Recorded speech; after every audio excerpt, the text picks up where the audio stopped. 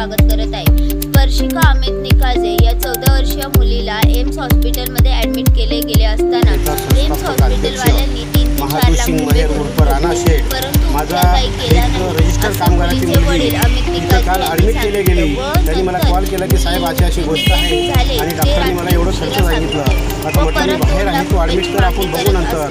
आणि डॉक्टरना अक्षरशः ह्या माणसाला एवढं छळलं, जर एक माणूस मृत्यू होतोय आणि मृत्यू झाल्यानंतर बी त्याला जर एवढं छळणं म्हणजे किती अवघड आहे। पैसे तर घेतले आणि ती मुलगी 8:30 वाजता ऑफ झालेली आहे आणि मुलीच्या बापाला 11 वाजता कळवण्यात आलं आणि सकाळी ज्यावेळेस पोलीस पंचनामा करायला आले आणि ज्यावेळेस पोलिसांना सांगतात हे डॉक्टरची म्हणजे दादागिरी की जोपर्यंत हे पैसे देत नाही तोपर्यंत तुम्ही पंचनामा करू नका।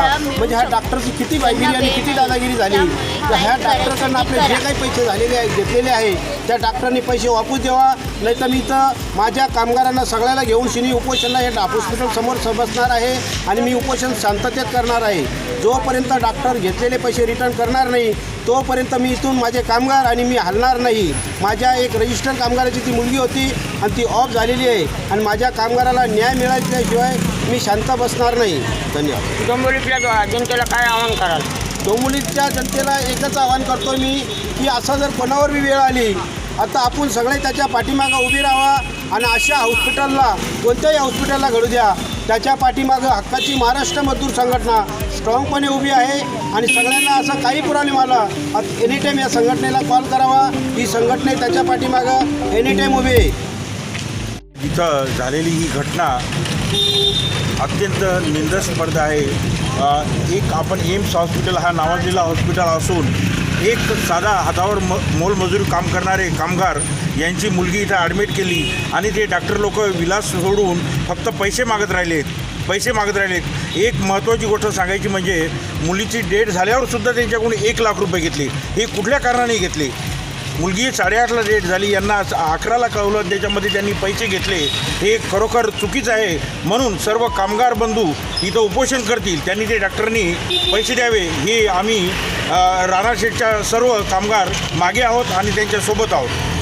14 वर्ष, तिचं नाव स्पर्शिका अमित निकाळजे।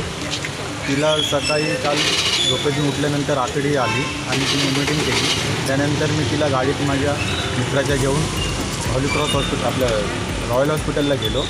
तिथे त्यांनी सांगितलं की तुम्ही एम्सला जावा। एम्सला आणल्यानंतर यांनी तिला तात्काळ एमर्जन्सीमध्ये घेतले।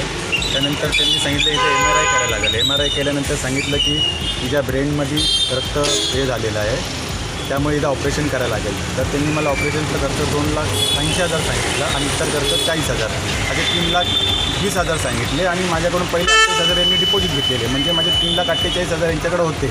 त्यानंतर यांनी माझं सांगितलं की माझ्या मुलीचं परत एकदा MRI केला, सांगितलं या साईडला अजून तिचा रक्त पुरवठा हे झालेला आहे।